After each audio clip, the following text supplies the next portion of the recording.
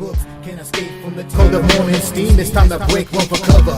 That's gonna cover, that's gonna cash. Then we make the 100-yard dash to the window. I don't know what you thought. It's Ramon Scott running so hot. Sports make money and we make money with sports money every single day. NFL, NHL, NCAA. Stay away from the juice, we might play a parlay. It's the morning steam. What? Ramon Scott, sports money. What? Wake your ass up and let's get to the money. Get to the money. You know how we do it.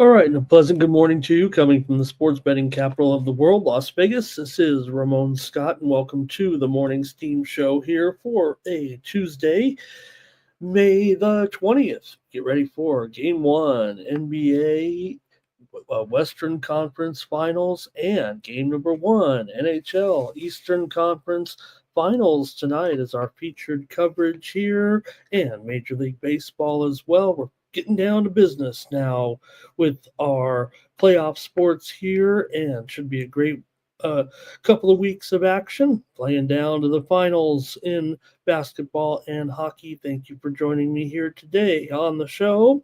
And where's our banner? There we go. Tuesday, May 20th, and we'll be set to go here with our previews and recap the action from last night. Kind of a slower Monday there with no playoff action. We did have some great Major League Baseball last night, and well, it was mostly all about the games we saw. Let me cover them here real quick, get my notes together here. Having a little trouble here. There we go. All right, let's get into some of the action here from yesterday. I'll say hello to some folks. That's what we'll do. Say hello. Say hello. To some people. Irish King is here today. Thank you for being here. Cash Kane is in there as well. Robert is here. Gerardo here today, ready to go. Nuke as well. Thank you for coming by. And like this video, subscribe to our channel, Sports Money, here on YouTube. Fastest growing sports betting channel on YouTube. We'll have coverage today with Mikey and Sharpie here on Tuesday. We'll have The Walking Dead this afternoon, and our coverage tonight of Major League Baseball here on the Sports Money Network. Damon is here today saying hello from Baltimore. He's ready for the NBA coverage here today.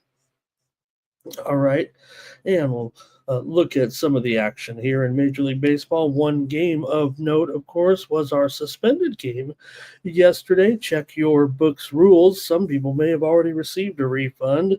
A lot of times books will say game must be played within 24 hours, but to check your rules on that one, as the Twins led Cleveland in that game in the fourth inning. 2-1. The game was suspended by rain and will be resumed at 6:10 Eastern, I believe, 3:10 Pacific time, followed by the regularly scheduled game today. So Twins in Cleveland did not get completed there last night. We did have winners here on the show, including the Cubs and Miami Marlins game to go under, as Jesus Sanchez had the walk-off triple. He also homered in the game, and the Marlins won it over the Cubs. So remember when the Marlins won all those walk-off wins earlier in the season? They finally did it again, and it's the sixth win of the season for the Marlins in walk-off fashion, but it seemed like the first 2 weeks of the season were the first five of them, if you remember.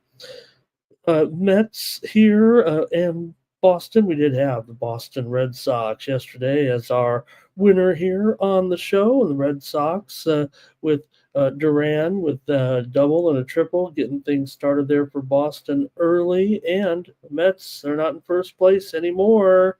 They've fallen out of there because they've only scored 10 runs in their last 6 games, and they're having some woes here right now offensively. We did have Seattle on the run line over the White Sox yesterday. Had to see that one coming, but J-Rod hit a grand slam in that one for Seattle. We had the over with the game between Baltimore and Milwaukee yesterday. And what was that score? Did I get this one right there yesterday? 5-4. Yeah, I guess it did go over by a half a run there yesterday in that win for Milwaukee, getting it done over Baltimore. Bryce Terang had the 2-run single there. The O's have fallen now to 15-31. We did have a winner here on the show with the Philadelphia Phillies, and why not? Over the Rockies, Kyle Schwarber hit that one deep into the night there for Philadelphia, and the Rockies fall again. It was 3-2 after 7 innings, and the Phillies went on to blow out Colorado there in a high-scoring game. That was Schwarber's 300th career home run when he hit that one. And also, we had a winner here on the show with the Kansas City Royals and Chris Bubich yesterday. He was as advertised, and so was Robbie Ray, as these two certainly spun a hot pitcher's duel there yesterday for most of the contest before Kansas City was able to win it there. Pasquantino hit that 2-run home run in that one, and that was probably one of the games of the night for sure there. And the Giants continue to struggle against left-handed pitching. They're now 4-11 against left-handed starter, 4-12 maybe against left-handed starters here this season. Also, we had a premium pick winner yesterday with the Los Angeles Angels. We had them over the Athletics yesterday. We said take those Angels in their game against the Athletics on the road, and the Angels got that win with Soriano on the mound there yesterday. They win it 4-3. Taylor Ward, another home run, and Shadowell also with a home run in that one, and the Angels are kind of having a little bit of a surge here right now, and they'll meet again, of course, today. Also, we did have a winner here on the show with the Arizona Diamondbacks yesterday with Brandon Pfaadt over those struggling Dodgers right now. It's tough to see these Dodgers. They were down big there all the way, and Landon Knack got kind of roughed up there a little bit. And Arizona got the win. Dodgers in a funk. All right, say hello to a few more here.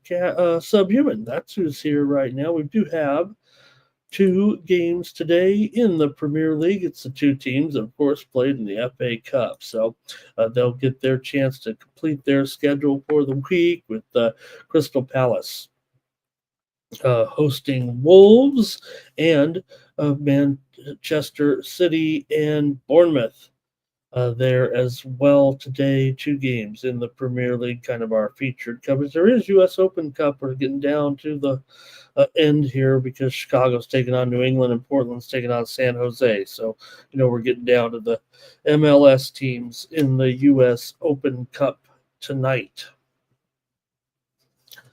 All right, that might be it for the results and the headlines. Let me know what you think here going into the action here on Tuesday.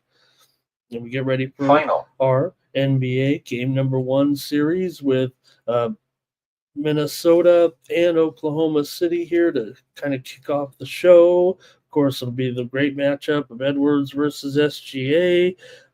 Battles inside with McDaniel and Randall against Holmgren, Hartenstein, and Williams here to get things started in the NBA. Let's run a little break and say hello to Tex here.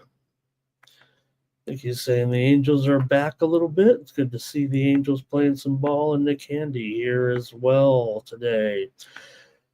Hey everyone, you can get more plays from me every day over at winnable.com/Ramon. I've got premium picks over there. I'm going to give you some free picks here, of course, as we do every day on the show. But hey, if you want some more picks close to game time with all the information in and I have my premium picks every day, and you can get it for just 56 cents when you sign up monthly for $20.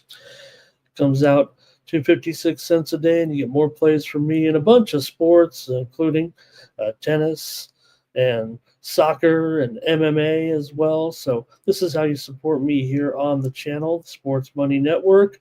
We're viewer supported, so I have my premium picks as my contribution, and you can grab those every day. I really do appreciate it.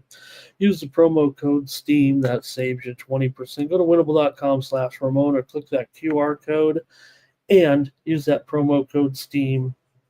I really appreciate all the subscribers there. We had some tennis overnight. I'm trying to look for some winners, though, yesterday, but I went pretty heavy on the overnight tennis card. A lot of the action still to come today from Strasbourg, from Hamburg, and also from Morocco as well here this week. And don't forget also Geneva. So good action here and some big matches coming up here this morning. All right. I'm getting everything set, getting it ready to go here for our coverage of the playoffs. And I think we're ready to go right now. So we've got enough people, 3 dozen in here already, as we get ready for the day here. All right. And see the thank you, Robert. Yeah, we had a little action there with can you believe that score right now? Watching the game here with the Lions and the Ducks. They're in game number 6 of the CBA championship. And it's 106 to 103 right now, with the Zhejiang leading Beijing 106-105 there with a bucket. Closely rated game. I do have a pick on the side as well that was in my free VIPs with the Zhejiang. It is close right now, but the game well over the total here in game 6 of the Chinese basketball Association Finals, game number 6. So, okay, let's see. Get this off the screen. Let's get over to the plays today. There we go. Steam play.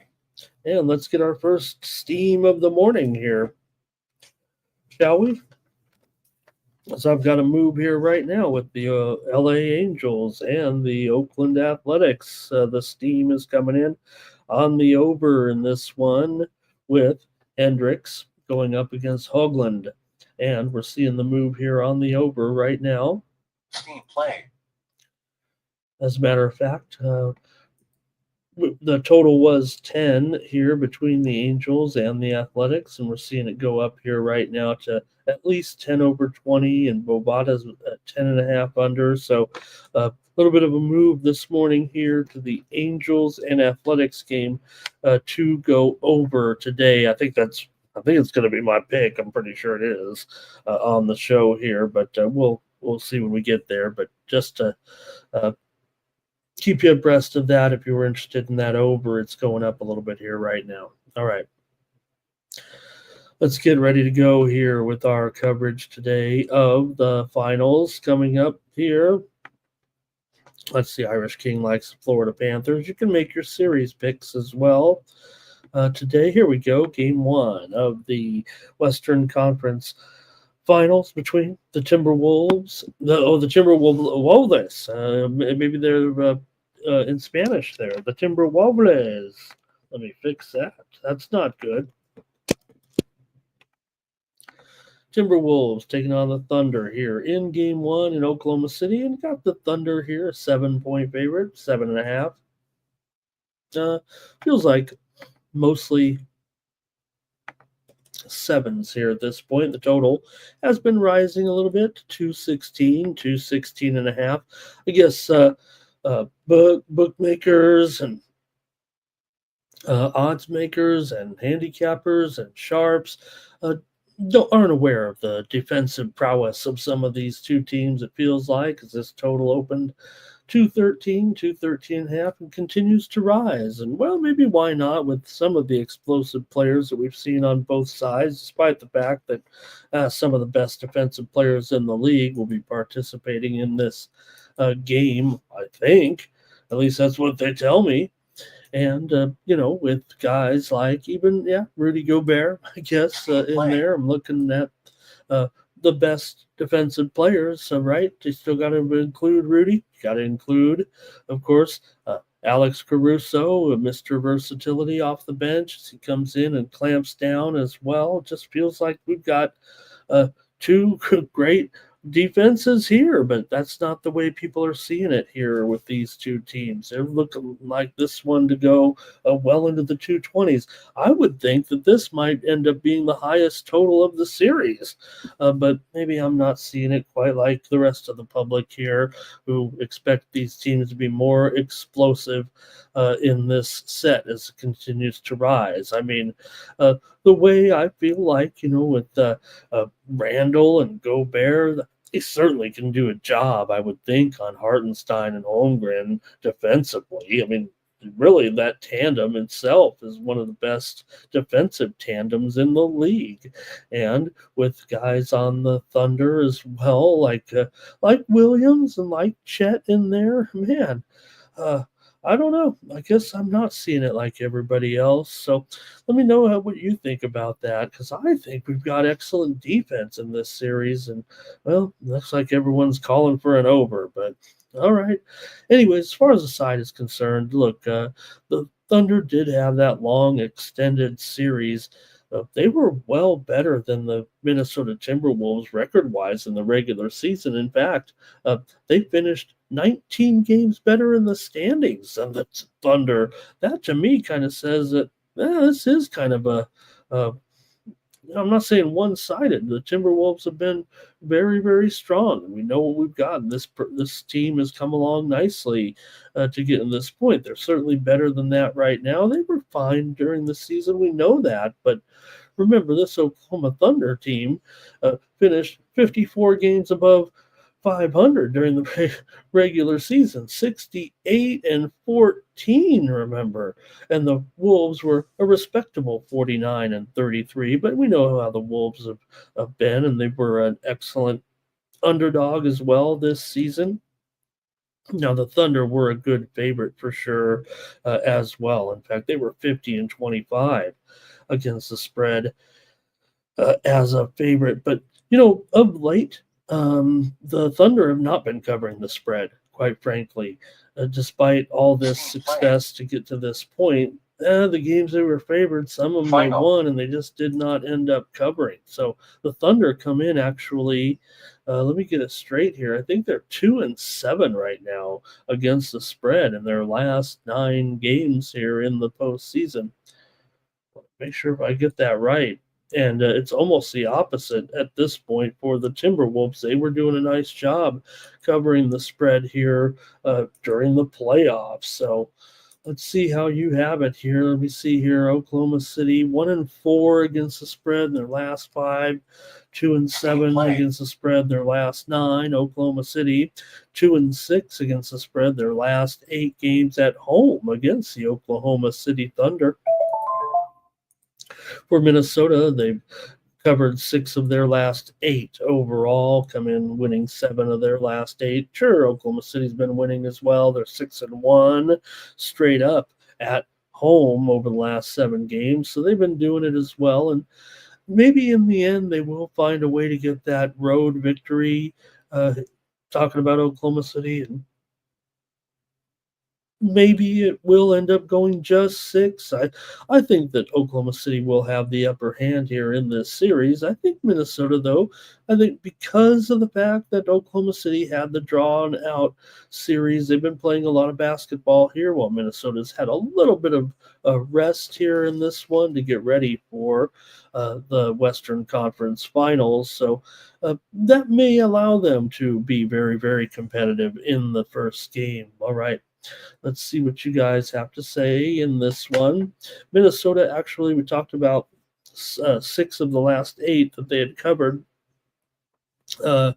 against Oklahoma City. They won back in February, 131 to 128. You look at these scores, and maybe that's why the over also is to be considered, because Oklahoma City also won in Minnesota back on February 23rd. They played a back-to-backer there between the two cities, and both games had over 250 points in those games. So teams did meet two other times as well. Minnesota won on its home court, 116 to 101 earlier in the season, and 113 to 105 at Oklahoma City. The Thunder won that one.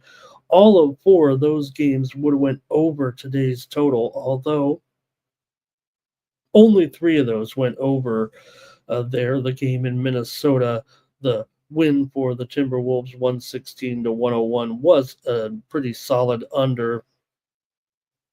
The total on that day was 229. But like I said, I'm going to go out on I don't know, I'm not going out on a limb, and we'll see. If I'm wrong about the way the tempo of this series is, I'm wrong. I'm going to be, looking like the guy who is wrong and everybody else is right, it feels like. But I'm going to say I'll say this could be the highest total we see in this series, and then maybe it'll deteriorate from there. That's what I feel like. I feel like this is a defensive series, but doesn't look like that. Now, 216 compared to the regular season, I guess it would be. But again, we're in the playoffs here. Let me get your comments started right now. And here we go. Terrell talking about that game last night. I guess we could have covered that one. Thank you, Terrell. There, talking about yesterday's game where I went under here on the show. I also, on the happy hour show that I'm on, also gave out Seattle yesterday. That was a pretty popular pick, but they did slow it down there yesterday for sure. Andrew's here today. What has he got there? What is that avatar? Old E is here today. Damon says maybe Thunder shouldn't even be favored. Well, let's not get carried away there, Damon. Let's see here. And Stop Geo is in as well. All right. So I guess that's it from the comments. Again, always tough in the playoffs. We don't get many contributions from the chat all-stars because I know everybody's a little nervous to go out on a limb in a big game and don't want to make a prediction or don't feel confident in their predictions. But I'm going to go with Minnesota here plus the 7 points and figure the fatigue factor might be what's tops for me. I think Oklahoma City is a considerably better team than Minnesota in the long run, and maybe of a 7-game series. Still, wouldn't surprise me to go 6 or 7 games here. I guess that's easy to say. I don't know if it'll be 4-1 or anything like that, but I gotta like the Thunder to win the series. Now they are minus 350 or so we're not making any big money on this one, but I think Minnesota hangs in there tonight. Andrew G does as well. Joe T's ready for his Wolves here to go against the Thunder. He'll be rooting for his Timberwolves there. And, well, I guess I'm rooting for him tonight, at least to cover this spread against the Oklahoma City Thunder. But I would say if I took two teams that maybe had equal rest here, I'd probably be on the Thunder. Like I said, I think they are considerably better than Minnesota in the end. So Nine Legacy says they'll cover the spread, but not because of fatigue. He likes them here. Let's see. Minnesota should cover the spread, but it's not because of fatigue. There is no fatigue with those kids over there in Oklahoma. Okay, I think I get it. Yeah, he says that Oklahoma City is just at Minnesota. I think is a good enough team. I think Nine Legacy is there saying. Terrell says Oklahoma City in 6. Robert says he likes the Timberwolves in the first half. Maybe after that, OKC adjusts, but I'm taking Minnesota plus the points here in this one. All right. Give you guys one more chance. I don't know how much I can be a breakdown type of guy. I guess I'm not really that guy necessarily. I do love the personnel here. And if I had to look at maybe some props here, I did go with Randall already. I'm on the record on a show talking about Randall's point prop to go under here is, I think going up against mostly Holmgren, it feels like. I think Randall, look, he'll probably have to have a better game than I'm predicting here to get the win for sure. But I think Oklahoma City, I think the main player in this series that may end up standing out, and I don't know if it's a big shocker or underdog pick necessarily, but Jalen Williams certainly can have a strong series, I would think, against McDaniels and the Timberwolves. So I'll look for Williams. I don't know if he could overtake someone like SGA, who would win the uh, Western Conference Finals MVP. A lot of people like to take, of course, the star player and play him as the pick to win the series because you get a little better odds. But Jalen Williams has been turning it up here a little bit. Good morning to Keith. Just Truth today. Nuke Worker will side with the Timberwolves as well. Look, I mean, the series was 2-2 during the regular season, so you got to give a lot of credit there to the Timberwolves. And also, okay, so maybe one last conclusion is the fact that while Oklahoma City has tasted a little bit of a playoff time, they are ramping it up here. Their season was so incredible, and the expectations are high, but they still haven't, reached uh, reached the pinnacle. Right, the Thunder's still a little bit inexperienced, if anything, and the Wolves have a lot. Remember that they were talking about the New York Knicks are not only in the Western Conference Finals, but they're also in the Eastern Conference Finals, but they're also in the Western Conference Finals because you have these Knicks players like Hartenstein, right? Like a DiVincenzo in there, like Randall. You got a lot of guys from the Knicks over there. And Terrell saying Williams, Holmgren can do more scoring. Holmgren also, yeah, he could step it up here, but I just feel like the matchup's tough actually for Holmgren. So that's why I like Williams here. All right, so that's game one at 5:30, 8:30 Eastern, 5:30 Pacific on ESPN tonight, and I'm going to take the Wolves. Okay, you guys are done there in the chat. Let's go to the hockey tonight. Game one, Panthers and Hurricanes, and this was always tough when you got the Panther because you want to say Carolina Panthers instead of Carolina Hurricanes. All right. How are we going to look at this one?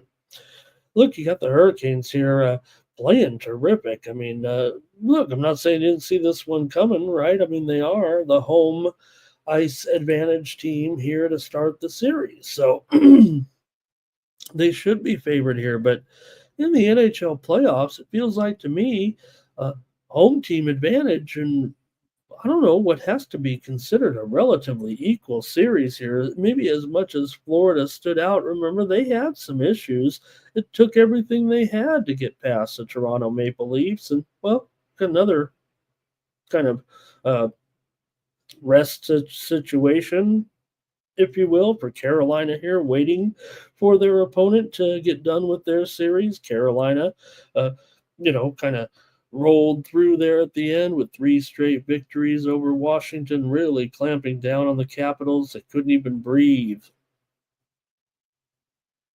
towards the end of that series. Carolina's went 8-2 so far in the playoffs. Meanwhile, for Florida here, they needed all 7 games to get past Toronto in that exciting series there. So look, Florida living up to their own set of expectations here. But remember, they were third place in the Atlantic Division in the end. Carolina, second in the Metro, but they come in playing absolutely terrific right now. And, well, they've got so far the best goalie in the playoffs in Frederick Anderson, uh, statistically. So I can say it that way, or I can just go out and say it. He's been the best of the playoff goalies. And of course, the style of Carolina is unlike any other, it feels like, of the teams that are remaining. So, can they clamp down a little bit on Florida today? I'm taking the under here in this one at 5.5. Juiced tier to the under. I got to put some extra change on that for sure. It might be even under 35 at this point. It's 5.5 under 30 minimum right now, but also, yep, 5.5 under 35 or so coming into this one. So let's see what you guys are going to do and what you'll take in this game between Carolina and Florida. My play is going to be on the under in game one. I mean, if this isn't 3-1 or 3-2, either way, I would be surprised in game one. Florida for Irish King. Cash King says to give me the Panthers. And Robert's going to roll with his no goal first 10. Nuke's going to open with the Canes. Crip Key is here, and he says usually you need 7 games in these. It feels like. I think Jermaine's going to go alternate here and go under 4.5 in this one. And Cash Kane says he likes the Hurricane. Does he mean you mean 2 games? But like Cash Kane says, I like the Hurricanes. I don't think they have beat them by 2 goals, maybe the puck line. Trevor likes Florida in the money line here. And Andrew G says, Hammer time. Robot Glock says, is game one of the series a trend at all? I don't know if it is necessarily. I just think the way we know, we've seen these Carolina scores, right? They've been going under. Yeah, they went over in that game against Washington 5-2, but it was going under there before those last 2 goals, right? If I'm not mistaken. So Florida has owned the series for the most part. They've won 12 of the last 17 meetings between the 2 teams. For Florida here, they come in having gone over in 8 of their last 10 games overall, over in 5 straight on the road. But Carolina has gone under in 4 of the last 5 games, as we mentioned there. Also, 4 of the last 5 meetings between these 2 teams have gone under. In fact, this season in the matchups between the 2 teams, you had Carolina win at Florida back on January the 2nd. That's the last time they played. So they hadn't played for 4 months. Carolina won that one on the road 3-1. Florida had a home win by the score of 6-0. And Florida also won on the road 6-3. Yep. Pardon me. Yeah, 6-3 back in November. So Carolina's won 5 straight games at home. Of course, they've won 6 of their last 7 coming in. Florida, with the way they wrapped up the series over Washington, has won 4 of their last 5 games. A few more comments coming in, some picks from you guys, and I've got the under here. Andrew G says, look, he says, Canes win game 1, Florida wins the series. And that's the way the odds are, actually. Carolina favored to win this game, but Florida's favored to win in the series. And Robert says, I want to parlay that up. Oh, maybe it's time to, yeah. All right. give you guys another few moments here to get the plays in if you want, but I'm going to have to go with the under in game one between Florida and Carolina. If anything, I think that means I'm favoring it to be played kind of in Carolina fashion, right? To Florida, known as a more high explosive team. We saw their offense can do some pretty good things, no doubt about it. Florida's got some great offensive talent that we've seen put up some nice numbers in the postseason. When you got guys in that uh, lineup there, the way they've been clicking in that series with Toronto, yeah, it was wild, no doubt about it, and took all 7 games. But man, you got guys in there like Reinhardt, been pretty terrific, of course. So all right, let's see what you have here. I think that's it from you guys, but man, think of Barkov. Okay, I'm waiting, but no other picks here. Okay, that's got to be it. All right, I'm going under in this one. Go to the major leagues now and talk about our full slate of games here on Tuesday and start off with the Cubs taking on the Marlins here in this one. Now, like I said, after the Marlins got that win yesterday and stunned the Cubs, and well, this line has gone down. Let me see what it is now. I think the move here has been on Miami big time. It may have taken the wind out of my sails here as we're down to $1.40. In this one, I wanted to take the Marlins and say, look at me, I want to take them here against the Cubs today with Weathers. Now, he's not everybody's favorite pitcher. I realize that.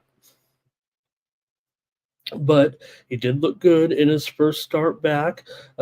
They won that game, gave up just a couple of runs, I believe, had a .6 whip in the game. He did a great job there as Miami got the win for the Cubs. Jameson Tyone comes in with a 4.53 ERA, 238 batting average against, and a 239 BABIP. Those are good numbers too for Jameson Tyone here, but still, Miami got that win yesterday. Cubs come in here right now with a record of 5-5 against left-handed starters. So let's see what you have in this one. Give me your pick with the Cubs and the Marlins here after the Marlins were able to get that win yesterday and surprise these Cubs. Cubs still averaging 5.8 runs per game. The Marlins are allowing 5.7 runs per game. That's usually been their bugaboo a little bit, but Weathers was good in that first game that we saw him, and Miami's playing pretty well right now, having won 4 of their last 5 coming into this one.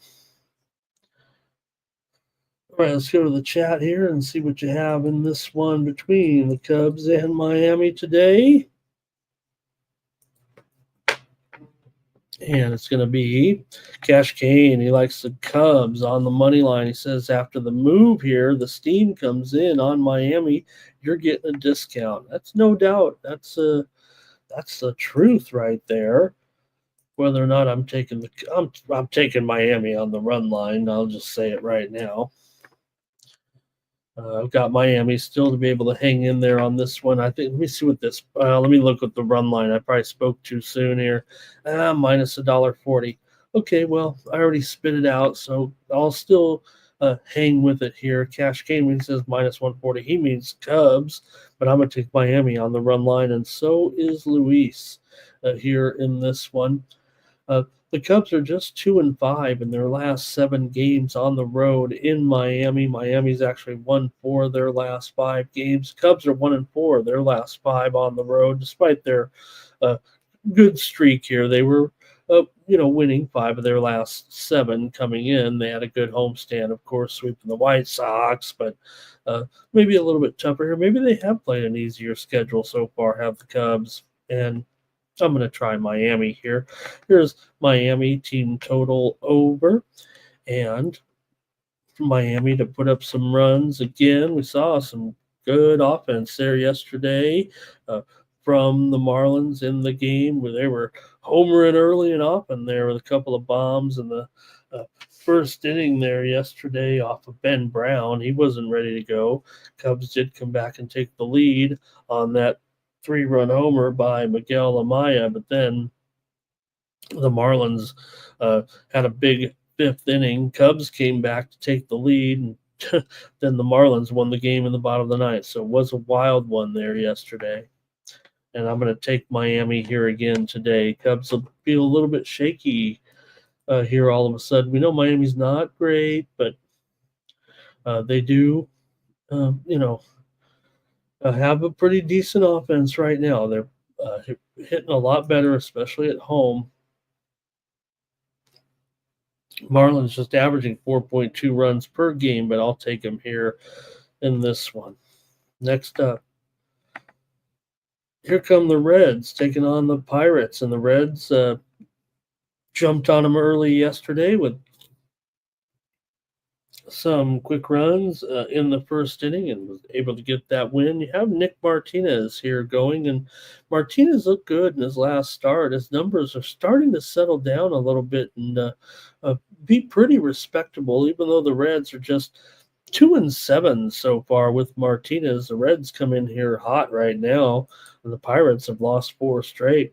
Cincinnati has won 5 straight games. They've won 6 of the last 7 meetings between these two teams overall. Pittsburgh, in addition to that 4-game losing streak, has lost 6 of their last 7 games coming in. Reds have gone under in 8 of their last 10 games on the road coming into this one. Cincinnati's gone under in 8 straight games. Pittsburgh's gone under in 6 straight games at home. Pittsburgh's also gone under in 5 of their last 6 games overall because not all their games were at home. This is the second game of the homestand. They were just on the road. So they're going under big time. And 5 of the last 6 meetings between these two teams have gone under as well. So I'm going to take the Reds here. They jumped on them yesterday. Right now, the Reds, $1 up to $1.30 at least here, maybe even a little higher. Let's call it $1.35. Seems like the Reds are getting a little bit popular at the window. I even see $1.40 at some of the square books. And this total, no doubt, has dipped even further here down to 8. Probably the longer I talk about these under trends of these two teams, it continues to go lower. So let me go ahead and take the Reds. A little bit of an increased price here right now, but I would think that, Martinez had a better start last time out. And these numbers aren't awful, as I said. Now, as for Falter here, he's got a 4.02 ERA, 2.54 BABIP, and a 2.34 batting average against. So those two are excellent numbers. Cincinnati not awful against left-handers, 6-7 record overall. And right now, Pirates, they are still struggling here. Playing under about 320 ball right now. Yeah, 319 winning percentage here.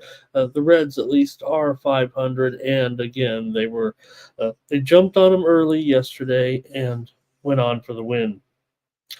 All right, just some chat members here with a pick in this one. It's going to be Cash King is on the Pirates here. Robert's on the under. Luis is on the Reds. Here's Cubs run line for 9 Legacy. He's pairing him up with the Pirates on the money line. And Cash Kane says the Pirates can come through with some offense at home against Nick Martinez here. Hope so, man. Or I'm not saying hope so, but really, what they're having these struggles big time, it feels like right now.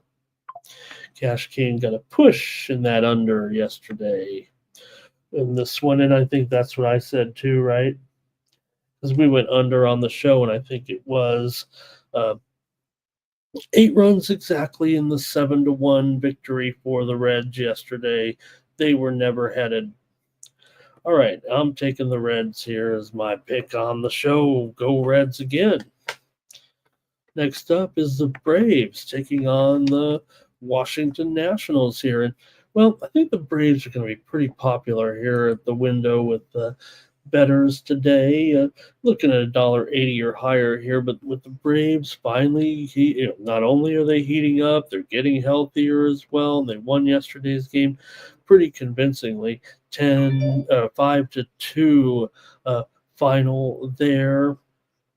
Atlanta got the win at home here. Let me see what I got here. First game of the series, right, guys?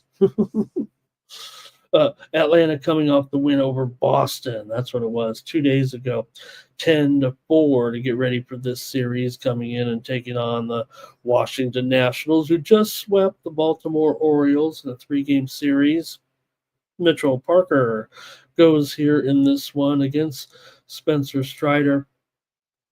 And that's what I meant to say is I think that we'll just see the Braves be very popular here. But Washington is 22-19 on the run line at home. And still the Braves, yes, starting to play a lot better. Strider making his second start here, 3.6 ERA.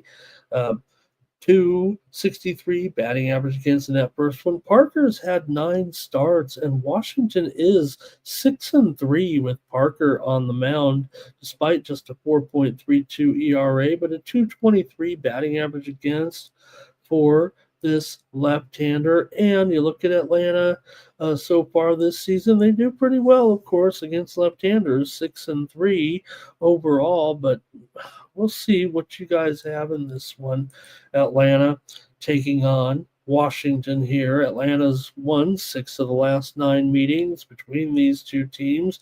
Washington's actually lost 5 straight games at home coming in. Atlanta's won 5 of their last 7, but Washington did have a pretty good, like I said, good series there at Baltimore, and the teams, remember, just met before that. It was Atlanta and Washington down in Atlanta. That's what I meant to say, was it was in that series not even a week ago, right? Atlanta won 3 of the 4 meetings between the two teams. Washington had a 5-4 win in Game 3 of the series. They were all relatively, I don't want to say competitive. Atlanta won 4-3, 5-2, and 5-2. Washington's win was 5-4. So they just met about a week ago. Atlanta's gone under in 7 of their last 9 games on the road. They've gone under in 15 of 20 overall. Washington's gone under in 6 of their last 9 games, and 4 of the last 5 meetings between the two teams have gone under.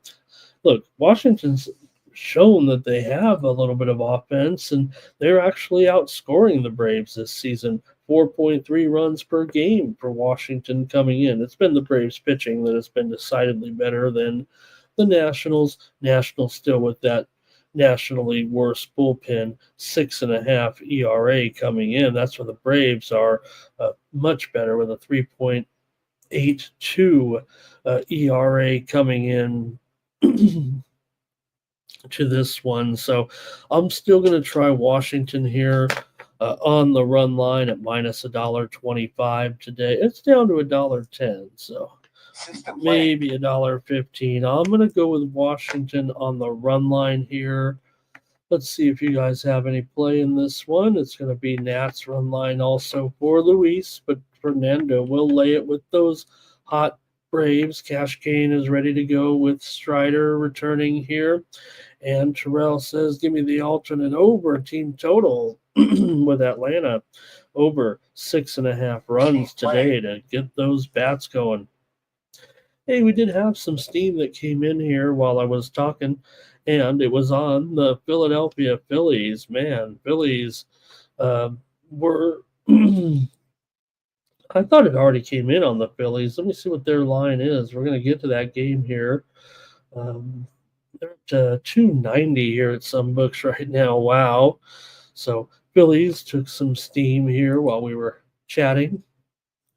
I don't know if I buy that. I thought they were already going up. Hey, we did sweep our Chinese Basketball Association. We do have a champion in the CBA as Zhejiang Guangzhou wins the championship over the Beijing Ducks there. We had Zhejiang in that one, and we also had the over final 125 to 118. All right, some steam came in also on the Detroit Tigers with Scooble today at $1.75, $1.80 or so, and now they're all the way up to $1.92 here at a few books right now for Detroit. So they took some steam while we were previewing a couple of these games. And there was one more. Cleveland and Minnesota steam to the under in that one. That's what I'm talking about. That game's going to head down to 7 probably, with Williams going up against Paddock. Right now we're seeing here that total is at 7 over 15, 7 over 20 at some books, still 7.5 under at some, but the steam came in on the under in the game between the Cleveland Guardians and the Minnesota Twins. All right. Robert likes the over in the game between Atlanta and Washington. All right, next up. Well, the New York Mets and that offense here right now that's having trouble getting going here all of a sudden, and they're taking on Boston. You can't score any runs in Boston. What's the problem here? Final score yesterday, 3-1 in favor of Boston as they got the win in game 1 of the series. In this one, you've got Walker Buehler on the mound here for the Red Sox. He's got a 4.28 ERA, but the Red Sox are 5-1 with Buehler on the mound. However, for Clay Holmes and his 3.14 ERA, the Mets are 7-2 with Holmes on the mound. So for Buehler, he's got a 287 BABIP, Holmes a 308 BABIP, but these guys aren't doing awful here at this point. They're keeping their team in the games. Right now, the Mets are favored on the road up to $1.30 here at some spots. We'll call it $1.25, but a little bit of a move here on the Mets, even though Boston was able to win yesterday's game here. See what you have in this one between the Mets and Boston here today. You got a Mets team that's actually lost 4 of their last 5 overall. The Mets are just 4-9 in their last 13 games against the Boston Red Sox. Boston's lost 5 of their last 7 despite the win coming in. They are 4-2 in their last 6 games at home. 12 of the last 18 meetings between these two teams have gone under.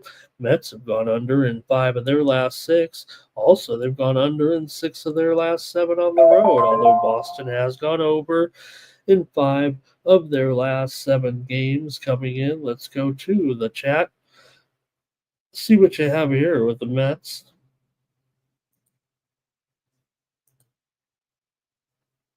Taking on Boston. There we go. Let me take a look at this one. We got some steam coming in right now. I knew it. Texas and New York.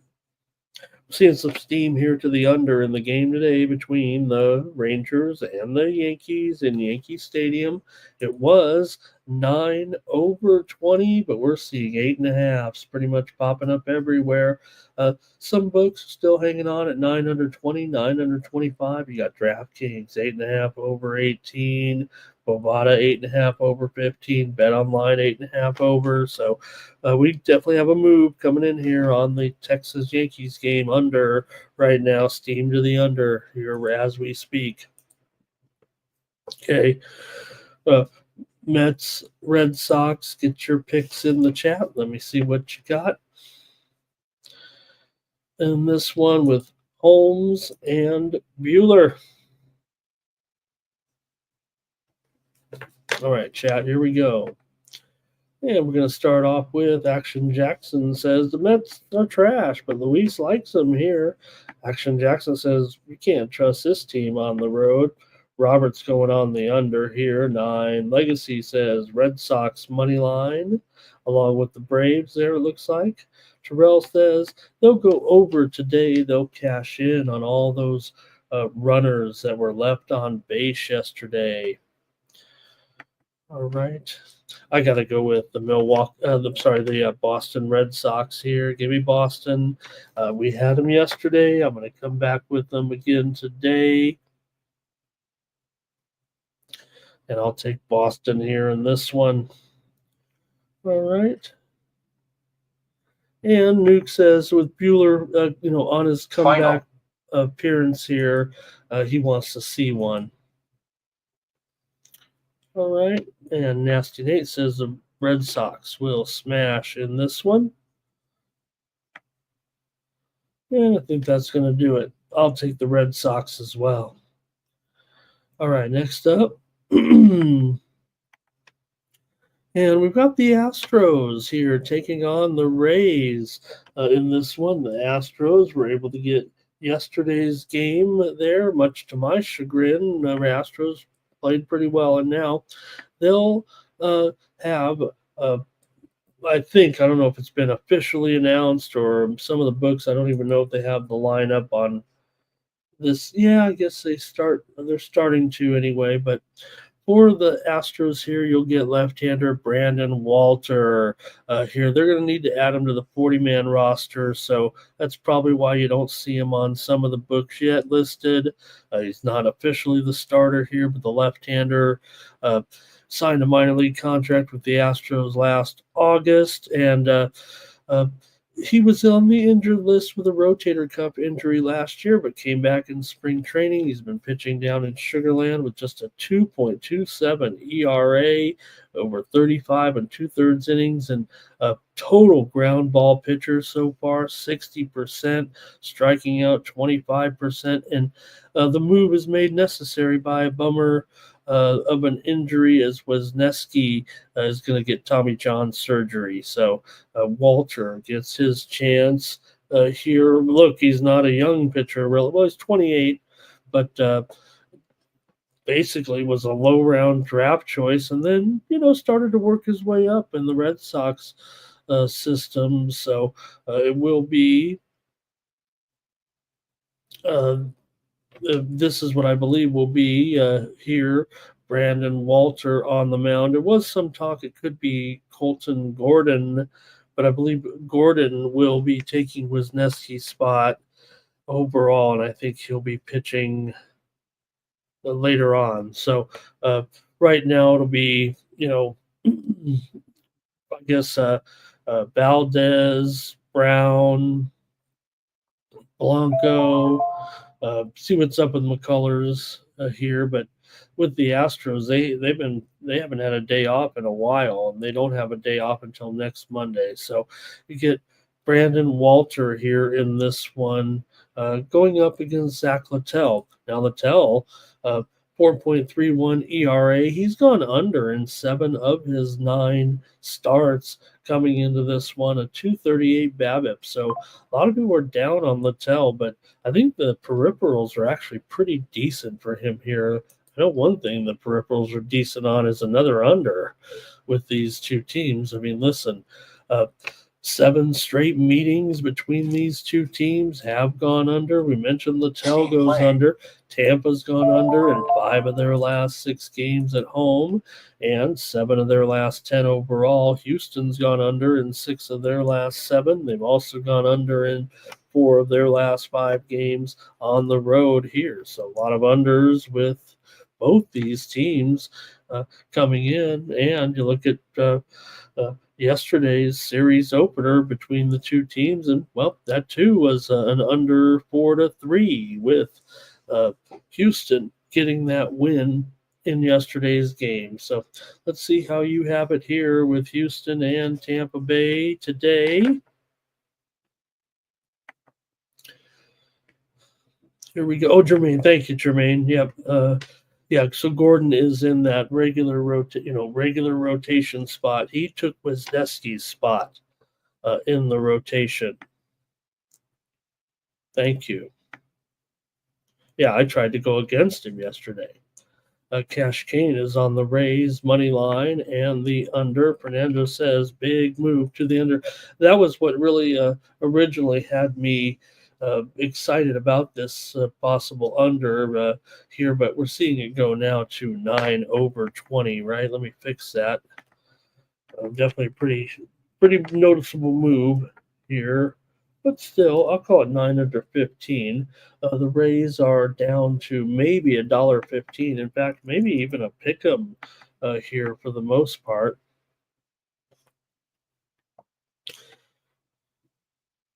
All right. Any more comments here from the chat on this one? Yeah, here we go.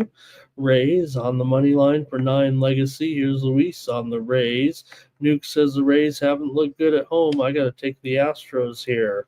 Rays struggle against left-handed pitching. And look, these numbers for uh, Brandon Walter actually look pretty good. It feels like, and you mentioned it. I mean, Houston, the numbers for the Rays, 6 and 7 against lefties. But here's Jerry says Astros team total under, and Robert likes the under here as well. I'm going with the Houston Astros here on the road over Tampa Bay. Give me the Astros. Next up, the Rangers are taking on the Yankees here with Patrick Corbin going for the Rangers. You got Will Warren going for the Yankees here for Warren. He's got a 4.61 ERA, 3.11 BABIP so far, 234 batting average against. Warren comes in here with a 2-2 record. The Yankees are 4-5 with Warren on the mound so far, but Yankees averaging still 5.8 runs per game coming in for Corbin and the Rangers. Corbin, good numbers. Everyone wants to make fun of this guy, but he's got a 3.35 ERA, 283 BABIP, 255 batting average against. So good standard solid numbers here for Corbin for sure as we get ready to go here in game 1 of this series. Look, Yankees against left-handers, just 4-5, if that means anything for a Yankees team that, well, they're playing pretty much 600 ball so far this season, but sub 500 against left-handers, believe it or not. And for these two teams, take a look at some of the numbers here. You got a Texas team that does come in having won 7 of their last 9 games overall, playing pretty well here. Are the Rangers for the Yankees right now? They've won 8 of their last 11, 4 of their last 5 games at home.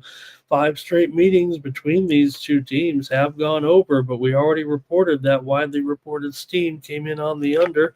Let's update that line to at least 8.5.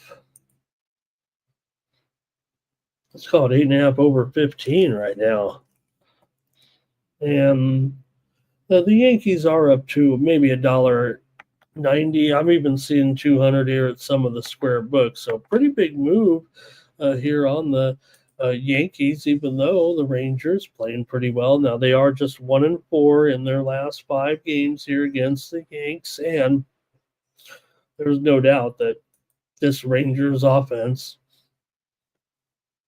does leave a little something to be desired when matched up against the Yankees. They average a full 2 runs less, more than 2 runs less than the Yankees overall, but the Rangers have had terrific pitching this season, averaging just 3.4 runs allowed per game. Yankees 3.8 runs per game here, but what can you do in this one when Texas takes on the Yankees here tonight? Let's go to the chat, see what you guys have here with these two. Yankees have gone under in 4 of their last 5. The Rangers have gone under in 5 of their last 7. They've also gone under in 8 of their last 11 games on the road. Here comes Cash Kane. He likes the Yankees on the run line. So does Nine Legacy. So does Robert McCormick. He likes them as well. Luis likes the under here. Cash Kane says, go over in the first 5, but Fernando likes the under in this game. And I'm going to go ahead and try the Rangers here on the run line with Corbin. He's done a pretty good job here And look, the Rangers still, at this point, I've got to consider them 25-23, pretty decent record here for them. And I'm going to try them on the run line at minus $1.20 or so. I'm going to try the Rangers run line.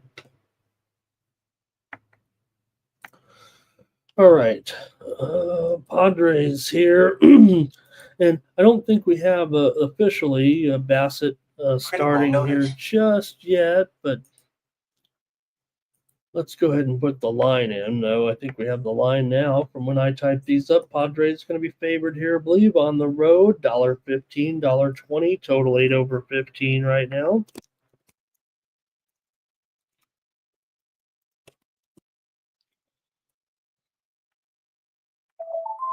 There we go. So let's see what you got here in this one with the Padres. They just got swept. Wasn't good. Bad weekend against Seattle. They only scored 3 runs. The offense is struggling right now. You got Jackson Merrill comes back into the lineup, goes 0 for 11. You got Manny Machado, 1 for 19 coming into this series. Padres having some issues here, and they got to face now a guy that could give them fits, and Chris Bassett. Bassett's 1-8 to the under so far this season with his 3.16 ERA.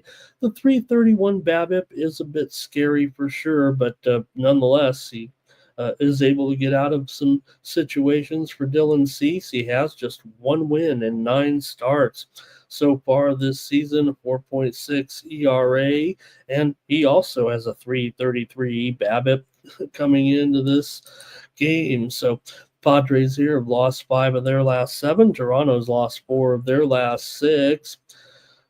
Toronto here has gone over in 10 of their last 14 games overall. Padres have gone over in 4 of their last 5 on the road, although they've gone under in 4 of their last 5 games overall. 4 of the last 5 meetings between the two teams have gone under. However, 6 of the last 8 meetings between the two teams here in Toronto over the last couple of seasons have gone over. I don't know if we put too much into that, but more so, both teams struggling to win games here.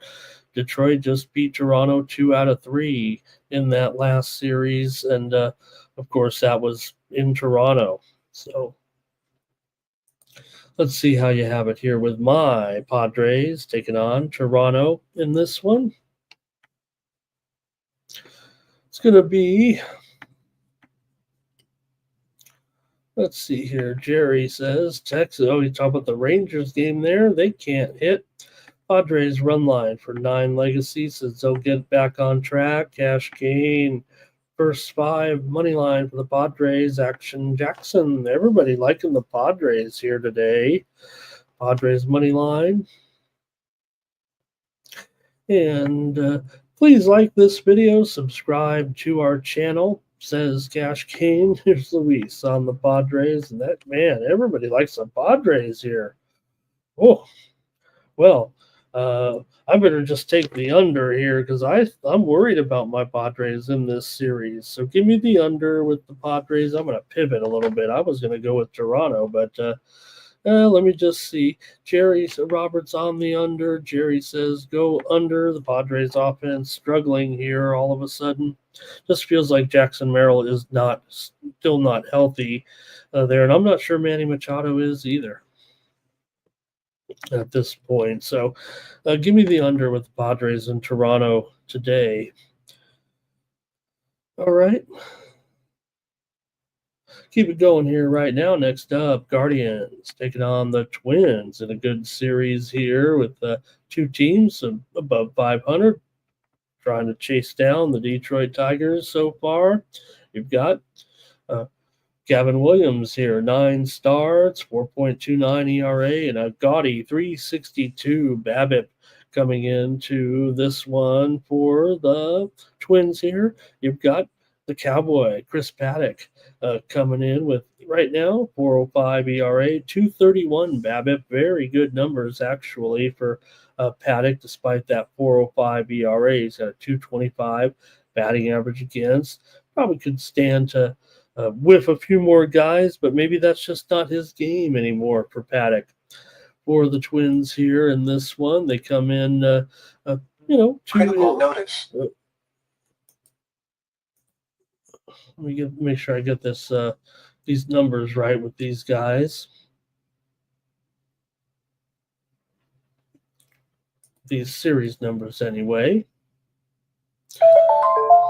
There we go. For the Guardians and the Twins. All right. Cleveland has won 4 of the last 5 meetings between these two teams, but Cleveland comes in with that 4-game losing streak. They got swept by the Reds. Meanwhile, the Twins are still one of the hottest teams in the league, no doubt about it, despite losing that last game to Milwaukee 5-2. It's still been red hot Twins here of late. So the underdogs covered the run line in 5 straight meetings between these two teams. This one's expected to be close, obviously, with Minnesota favored here, $1.15 or so. And the total, like I said, some steam came in, pushed it down to 7 over 20 at some of the spots right now. Let's update that. I'll call it 7 over 20. You might be able to get 7.5 under 25 still, it feels like, but I'm still going under in this game with Williams and Paddock. Give me the under as my play in this one. See what you got in the chat. It kind of went quick there, but let's see. And Twins under there for Jermaine. Thank you, Jermaine. Here's Cash Kane. He's on the Twins money line. And Jerry says he's going to end up taking the Rays in that game against Houston. And he's concerned about the weather here in a lot of these games today. Let me see what the weather is here in this one. There's Spoons there today. He's on the Rays. Thank you, Spoons. He likes Tampa back in that one. And making me check the weather.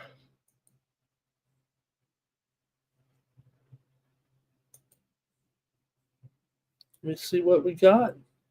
Oh, man, I think I'm not logged in is what it's saying. Oh, my God. I'm not logged into my weather. I'm not logged into the AccuWeather here.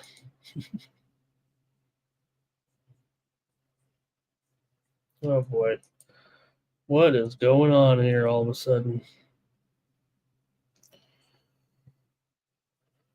All right, I might be locked out. Well, good thing there's not a tornado or something coming in because I'd never know about it. They're making it like I'm not even a member of the... Oh, boy.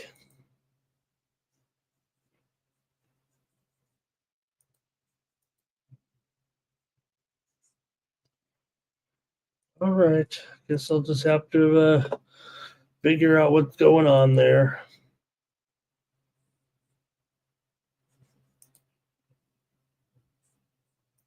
System play.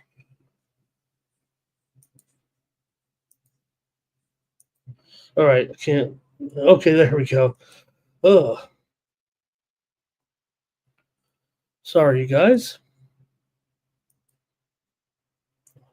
I mean, I only subscribe to every possible thing. That's why we gotta hawk our plays a little bit, pay for these subscriptions. Okay, here we go. 35% chance of this one being postponed, but man, it looks worse than that. Rain throughout the game, throughout the day. 100% chance of rain. So wind blowing in from 14 miles. Also, the White Sox game later on, 65% chance of rain there. So good call there. Good call there by Jerry. Okay, here we go. Gorky's got our hockey action today, it looks like. Luis is on the Twins. You guys had plenty of time to comment with me trying to fix things up here. And Twisted says the Yankees are looking good so far this season with their 889. He talked about kind of contrary to what I was saying there. statistics wise. I just noted that the Yankees were 4-5 against left-handed starters, a little bit more basic than Twisted's breakdown here. For sure, but still, to me, 4-5, a team that is well above 500. Gorky's got his plays here. Thank you, Gorky. Enjoyed watching the show on Thursday night or on Sunday night with you guys. There, I stopped in there a little bit and saw you guys and saw Mama Bag there on screen. Wasn't that fun to see Ms. Bag? Can I say that? Manchester City under here for Cash Kane.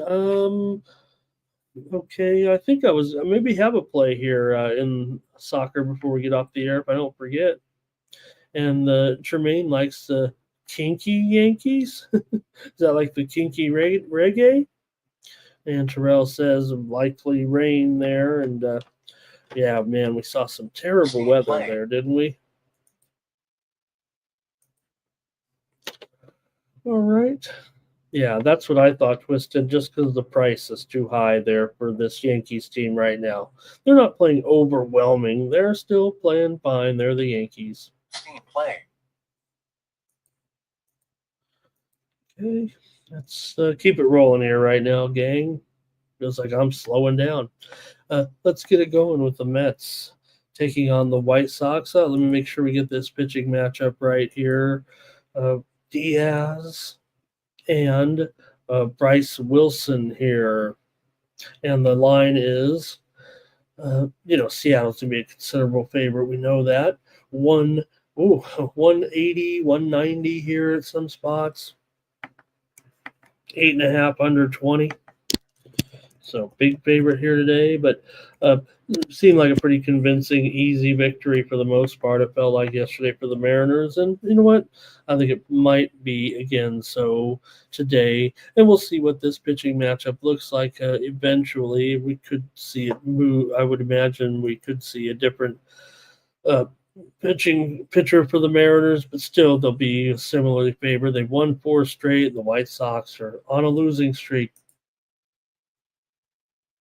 Big time right now. Seattle's lost 5 straight games. Seattle has won 5 of their last 6-game winning streak on the road. They've beaten the White Sox in 7 of the last 8 meetings between the two teams. 6 of the last 9 games for the White Sox have gone under. Seattle's gone under in 6 straight games overall. Look, yesterday's game, what was the final score? 5-1? Probably exactly the same result type of thing today, I would feel like here in this one. I just don't know if it's a good situation no matter who's pitching right now for the Mariners here in this one. So let's see what it's going to be for. Maybe you guys have the correct pitching situation here today. I almost want to investigate it a little further here and see what we're doing. All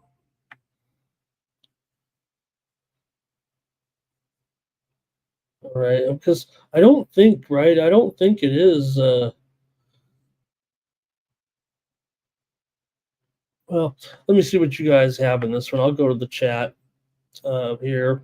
For Bryce Wilson, he's 0-2. He also is kind of an opener a little bit. He doesn't run too deep. He's got a 6 ERA, 1.7 whip, 331 batting average against. This is why you're on the Mariners here right now in this offense, averaging 4.8 runs per game. Notice. Let's go to the chat. Thank you, folks. All right.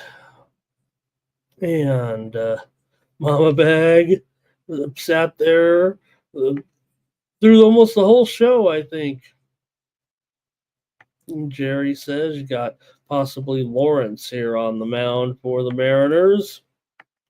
Final.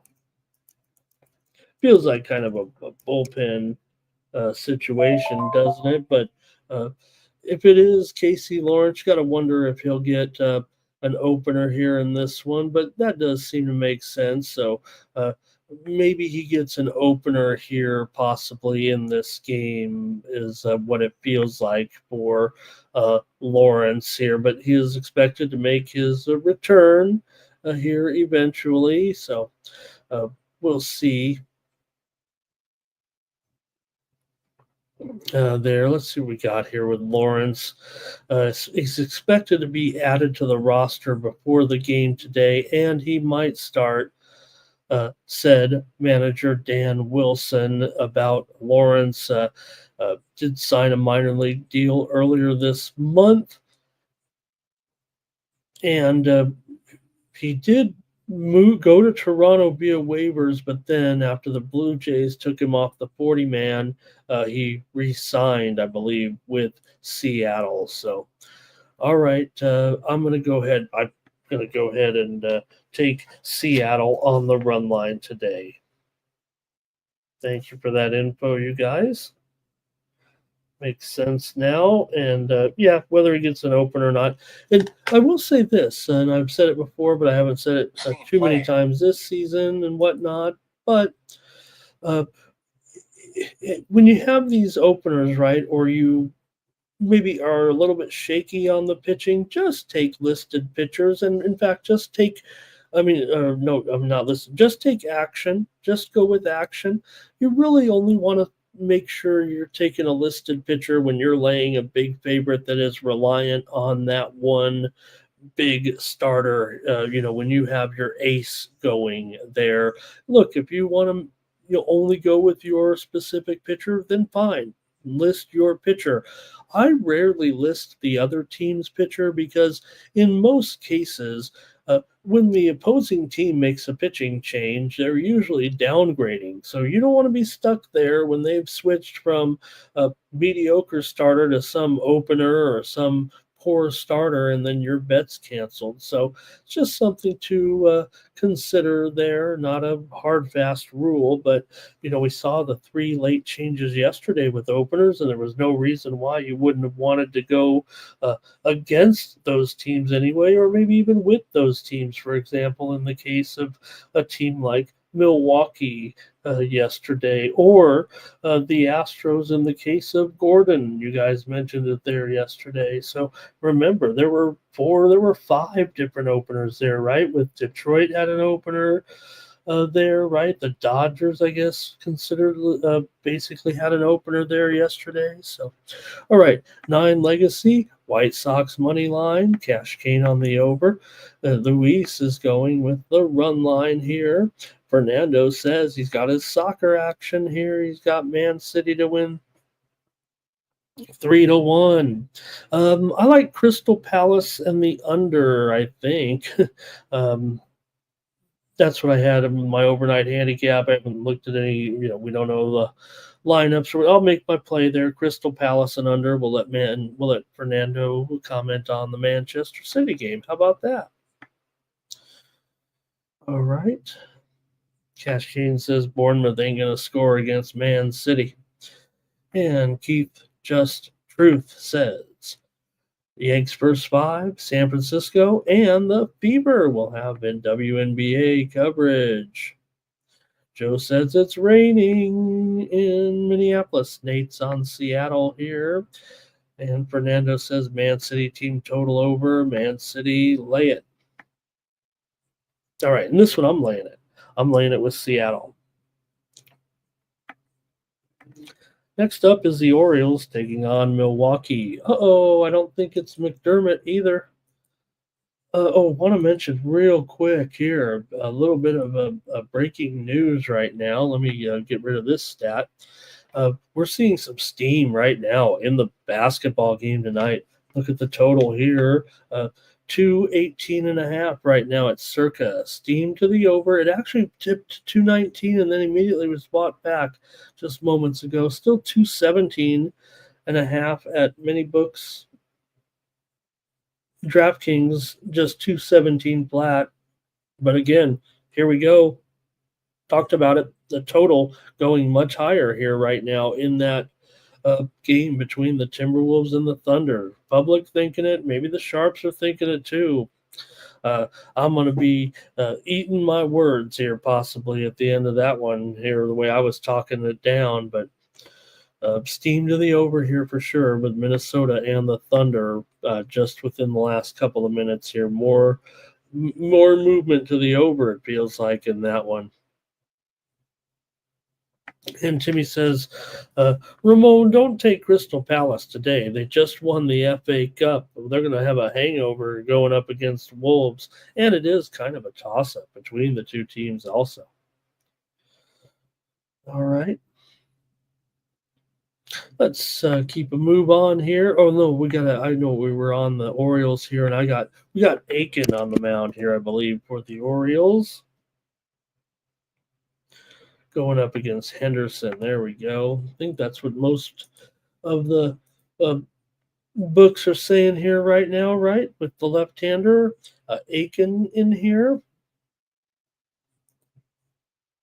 Let's get to this one a little bit.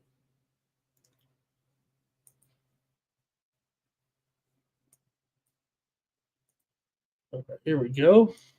All right, for the Brujas and Henderson here, he's got a 2.45 ERA, 0.81 whip. He's looked good so far in his opening starts. The 184 batting average against, a 250 BABIP. Aiken is simply an opener here, likely in this one. He's made 21 appearances and just one other start, 3.27 ERA, 210 batting average against, and he'll likely open this game up against these Brewers here. For Baltimore, they've only lost 7 straight games coming into this one. Meanwhile, the Brewers starting to I want to say maybe they're just going to be the beneficiary of a good matchup here. They have won the last 2 games in a row, including the win yesterday over Baltimore, 5-4. Remember, they beat Minnesota 5-2, but feels like just a better matchup for the Brewers and Henderson. I don't know why I was on the Orioles yesterday. That was a bad call for sure. And in fact, this number's starting to look a little bit cheap.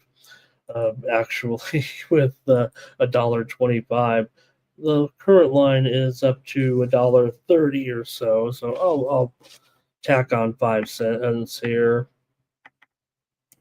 Call it $1.30, and the total 8.5 over 15 here in this one. But see what you got with these two. Baltimore taking on Milwaukee. Let me hear you.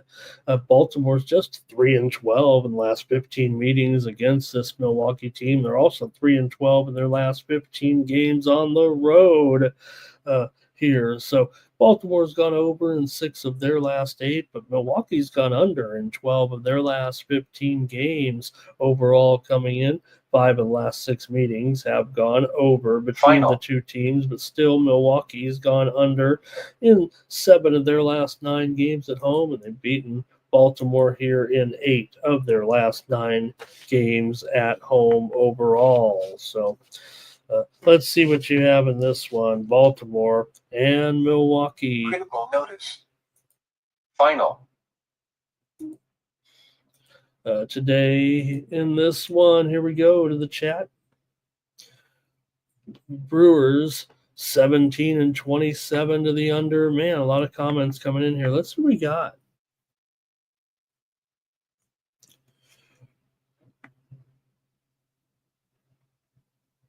Nicholas is here today. I think he's on Baltimore here. Not in Legacy. Likes the Brewers here.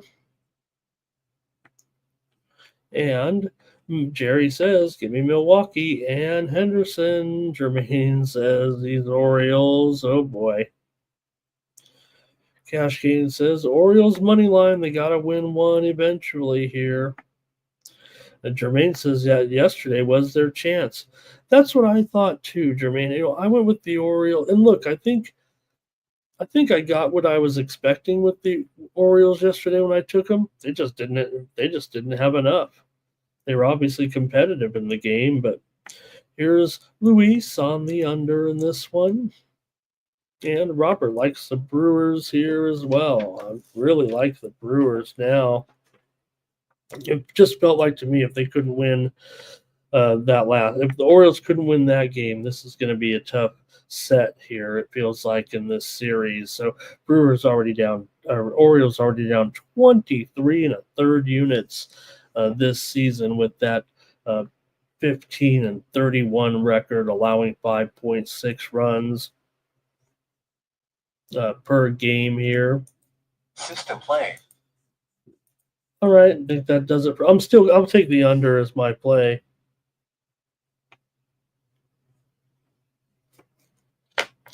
Give me the under.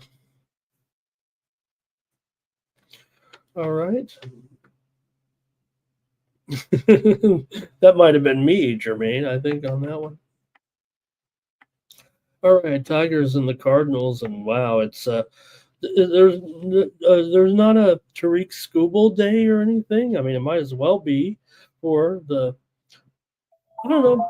best pitcher in the game here. Look, I mean, I know the numbers aren't necessarily saying that right now, but Tigers are 6-3 with Skubal on the mound, 2.67 ERA, 2.19 batting average against a 3.10 BABIP. So he hasn't been as overwhelming as everyone might make it out to be, but it does feel like he's hard to beat out there, doesn't it? Especially in a game like this where they've already kind of steamed him up here a little bit. But hey, $1.85, $1.90 might even actually be a little bit too high on the price there, but the total has definitely dipped down here to 7.5, maybe even shaded a little bit to the under in this one. We'll call it 7.5 flat right now with Skubal going up here against Fetty.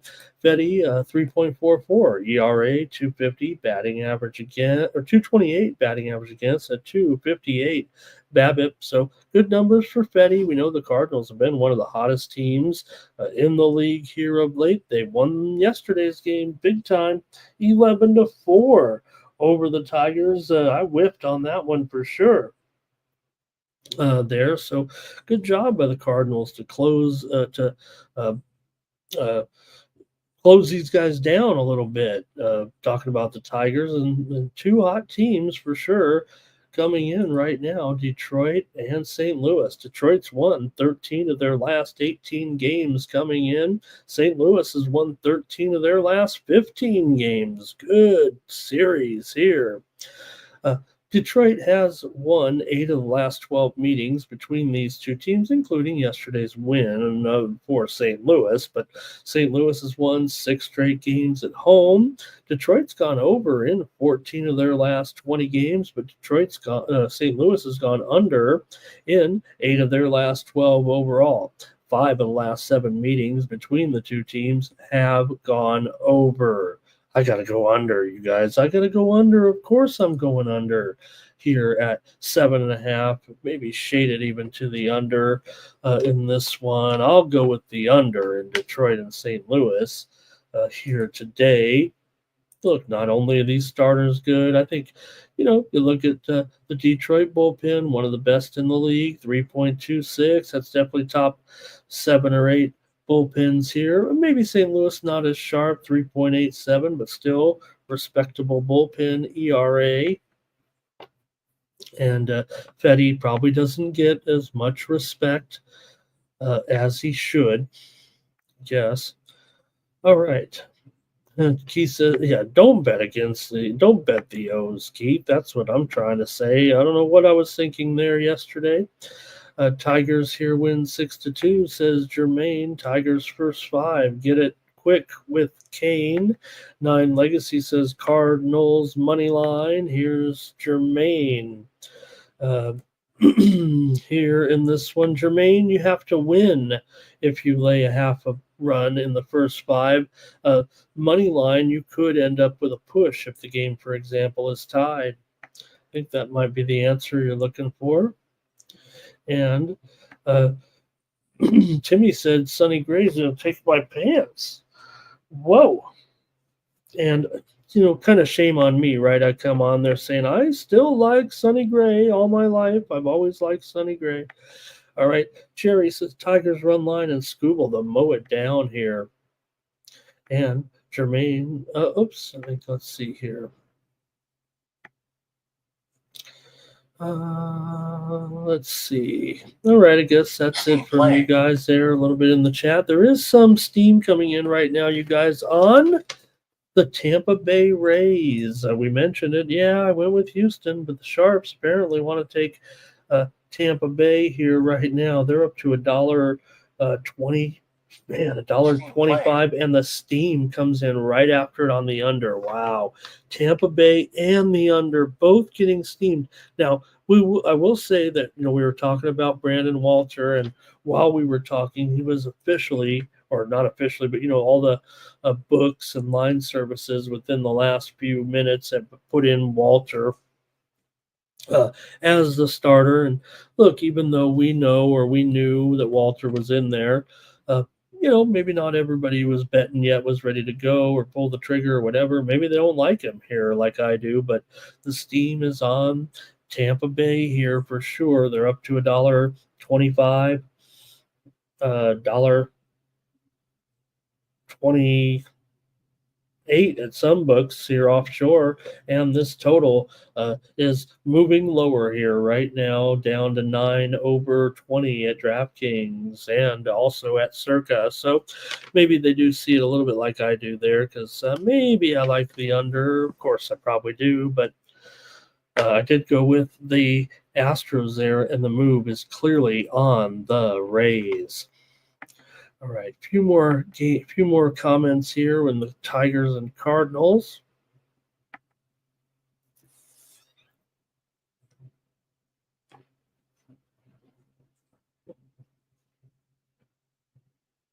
All right, let's see here. AOD, nice to see you today. Thank you for being here. Spoons is commenting in the chat about that Houston game there with Walter. Yeah, I hear you, Spoons. I like the numbers that he put up there, though. 60% ground ball rate there in the minors, but yeah, he was with. Okay, and here's Jerry Davis. He likes the Rays run line and the under. Thank you guys on that one with the Baltimore or the Tigers and the Cards. I'll take the under there. All right. Next up, the Phillies are taking on the Rockies here in this one. And wow, look at this Phillies price. We know it's gone up for sure here to 275. Or so, maybe even 280, 290 at some books. Total here, 10.5 over 20. We do see some 11 unders also right now. And man, I'd have to think after what we saw yesterday with it was a low score early, but boom, all of a sudden, just like that, it was an over with Phillies picking up all those runs. They trailed. I think they were down 3-1, 3-2. And then Phillies started smacking the ball for sure to get a big win and a big over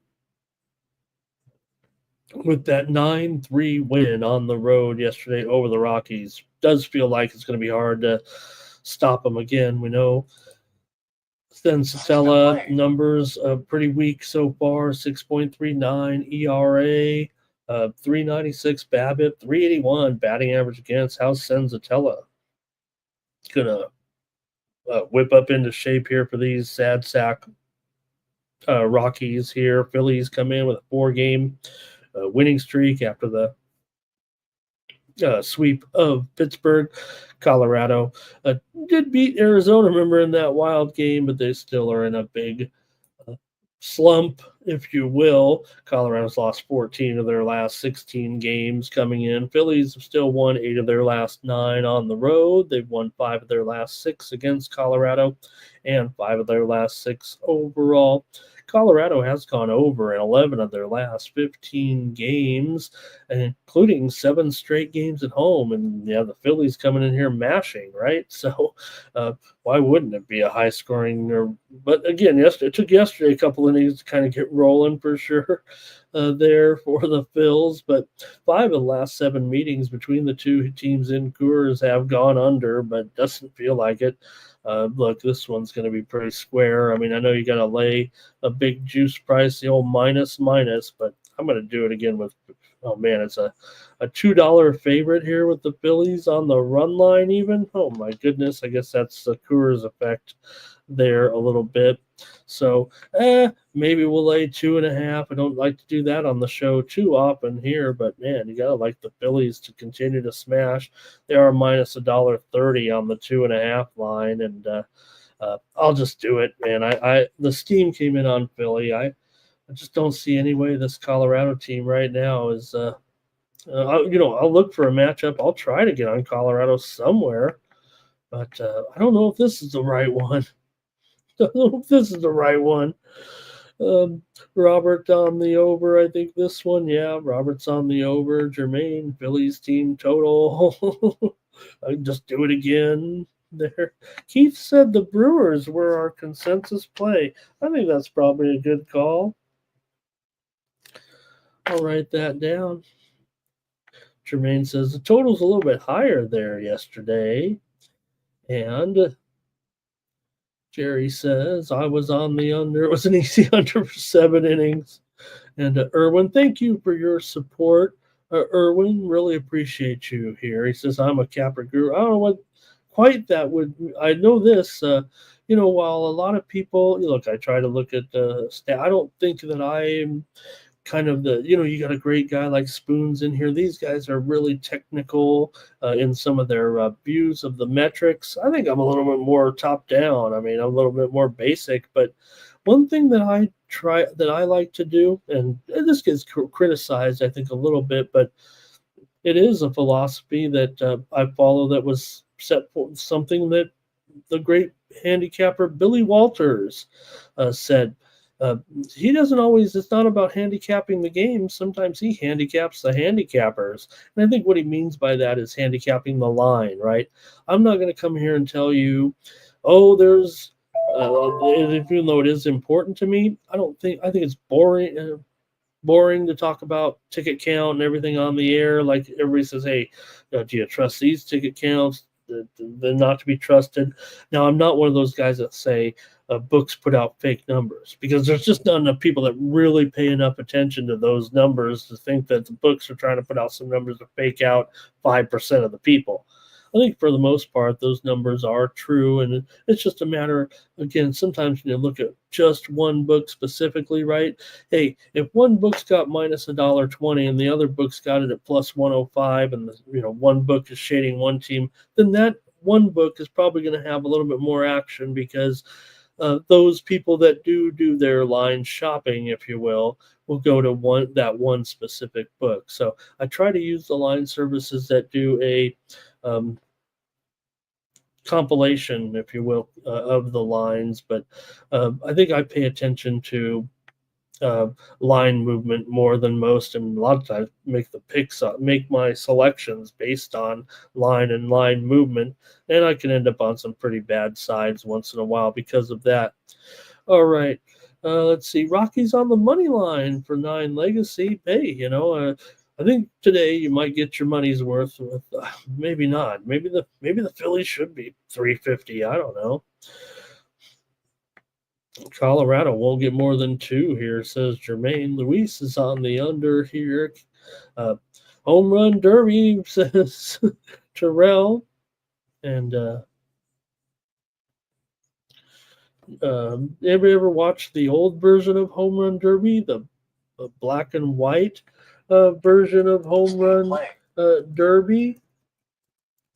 We got some steam coming in. Let me check it out here real quick. Steam coming in the NBA game between the Pacers and the Knicks tomorrow. We're seeing steam to the over right now. In that game, it was 223.5. Circa has moved all the way to 225 in the game between the Pacers and the Knicks. What is this, the regular season? Come on. Anyway, by the way, I am on the record. If anybody saw me yesterday over there on the happy hour, I said I like the Pacers to win that series over the Knicks. I made that play, made that declaration, made that play as well. So All right, let me go back to anybody. Oh, say home run derby. So, did anybody ever watch the home run derby? The host was Mark Scott, and they used to film the home run derby show. I'm talking about the old black and white show now with all the great Team play. home run stars. They needed that $500 back in the day there with that show. But Mark Scott was the host, and they filmed it in Wrigley Field, not Wrigley Field, Chicago, Wrigley Field, Los Angeles. Um, they made a replica stadium in LA back in the 60s with ivy on the wall and everything, and that's where they filmed that show, Home Run Derby. Has anybody ever seen that show? All right, let's see here. Timmy Two Shoe says Phillies. They've already started beating up on those Rockies. And let's see here. Jerry says he's going to split that. Spoon says I just called him a stat nerd, I think. And Robert even has watched it too. And what the thing about it is they had the biggest stars, right? Henry Aaron, Mickey Mantle, all the great players were on that show. All right, here we go. We're cruising along here in Major League Baseball with the Royals on the road taking on the Giants. Hey, we had the Royals there yesterday with Chris Bubich. I don't think anybody's disappointed in that guy. Still, yeah, he gave up a couple runs. The Giants got on top there, but the Royals did a nice job to come back with that offense that everybody kind of makes fun of a little bit, but they were able to get the win on the road. So nice job by the Royals for sure to win that first game, even though the Giants had some struggles. Remember, they were coming in with a 3-game winning streak after sweeping the A's. So this feels like a good series, a good pitching series here, even with Lorenzen, a 3.76 ERA. He's gone under in 7 of his 9 starts. 246 batting average against. Lorenzen's been pretty decent. For the Giants and Birdsong here, you definitely have an opener going for the Giants today. It looks like piecemeal pitching situation for the Giants today in this one. So I'm not going to be, thinking that their situation is any troublesome here, especially against this Royals offense. That, yeah, even though they did come through, they still average just 3.3 runs per game. Allowing 3.3 runs per game too. We know what the Royals' strengths have been in that pitching for sure. Giants allowing just 3.7 runs per game so far. So for the Royals here, they've lost 4 out of their last 5 in San Francisco, but they've won 8 of their last 11 on the road so far. Giants have won 7 of their last 10 at home. The widely reported steam came in on the Giants here. They need an update to at least $1.40 here right now. That almost feels kind of unplayable. I see $1.50 here at some square books. Let me call it $1.45, 8 under 15 right now. But let's see what you have. The Royals were able to get it done. It was, it felt like it was going to be close no matter what there. Let's see what you got, though. Feels like the Sharps are clearly on San Francisco despite this price today. We saw that steam come in. Let me know what you got. Let's go to the chat. 4 of the last 5 meetings between these two teams have gone under. Giants here. Let's see what we got in this one. Cash Kane says the Wrigley Field, LA might still be up there. Luis is on the under. Cash Kane is on the under. These guys said, Jerry says that maybe those bullpens been getting used up a little bit. Stop Geo says he picked up the under last night. And the Spoons love that replica stadium there, it looks like. Yeah, check it out. I'd like to see that show brought back, and I think they should colorize it. Giants here, run line. Your bird song stays on my mind. Yeah, but again, bird song's not going to be a deep runner here. The Giants are going to be throwing out some pitchers in there. So I'm taking the Giants here as my pick. Look, we all think the Royals are doing terrific here, but Giants still have a solid record, and that was a close game yesterday. I just don't like the price. I like the Giants. I don't like the price. I'm still going to take them here today, but I wouldn't blame anybody for taking the Royals plus $1.20, $1.25 right now after what we saw them come up pretty clutch yesterday. All right. And Spoon says Birdsong can run a little bit deep. Maybe try to get through. The lineup twice here in his first start of the season. It should be noted. Okay, I think that's it for that one. How about the Angels taking on the A's? What's gotten into these Angels all of a sudden, huh? Hey, we had them yesterday as our premium pick here. My sports money premium was on the Angels yesterday over the A's. The A's are struggling here for sure now. This is a losing streak. And the Angels, of course, since they swept the Dodgers, are obviously the best team in LA right now. With Kyle Hendricks here. Look, we know that Hendricks is on his last legs right now, but I think he's better than the 5.18 ERA that he shows. I think the metrics would show that, he's not certainly old Kyle Hendricks, but 229 batting average against a 230 BABIP here. I think shows that Hendricks is still getting outs. He's 1-5 right now, but hey, the Angels are bad, and the A's here. I heard the guys teasing me there a little bit, or not teasing me, almost complimenting me on my early season pick on the A's. But I think what we're getting right now is probably what we're expecting of the A's. While it was flattering for them to compliment my early select, and the A's have a far overachieved. It's not so much that the A's made it go on to have a successful season, considering where their team is, where they've been of late, how bad they've been. I just think that the other teams in the American League West might not be getting as much just due as they deserve. Talking about, Houston, we know they have the championship pedigree. I think they're still just pretty darn good. I think Texas also is pretty decent, right? I mean, the pitching's obviously been very, very solid. The bats, I don't know if they're ever going to truly come around in Texas, but they're in Seattle too. I mean, these teams are clearly better than the A's, unfortunately. That'll probably be the downfall of the A's in the end. The A's may, certainly finish better than last season record, but they also will end up having some tough series against all these American League West teams. The funny thing is, right, the Central and the West have good top of the standings records and talent. I think the thing is the Yankees are so much clearer than everybody else in the East that those other two divisions will say, look at the competitiveness of those divisions, and the Yankees will have a 20-game lead by the All-Star break probably. All right, so let's get into this one a little bit here, at least with the Angels and the A's. Why wouldn't we want to look at this price? I mean, you're really going to trust the A's here again at $1.50 after what the total continues to rise here on some widely reported steam.